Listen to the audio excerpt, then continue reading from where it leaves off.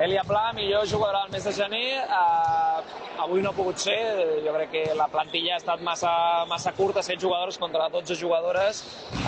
Què ha passat? Que nosaltres, com tu has dit, som molt poques i elles eren moltes i han sortit molt intenses des del primer moment.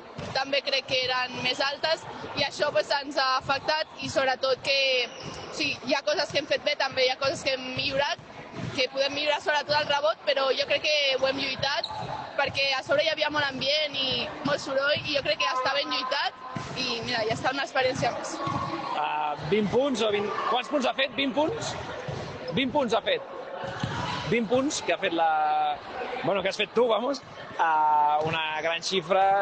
Cada partit que jugues a la Copa Col·legial meravelles els estadístics de la quantitat de punts i rebots i assistències que fas. Encara et queden 2 anys de Copa Col·legial, ganes de viure-la per tercer cop ja, el teu any que ve? Hombre, sí, la veritat que sí.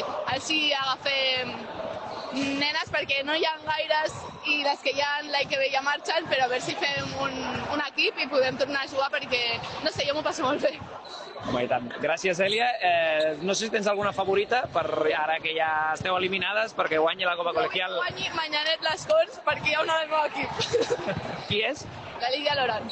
Lídia Loran, que va estar nominada... Bueno, va ser la jugadora de la setmana. De la setmana. Correcte. Doncs vota-la per jugadora del mes i així les dues aneu a l'All-Star.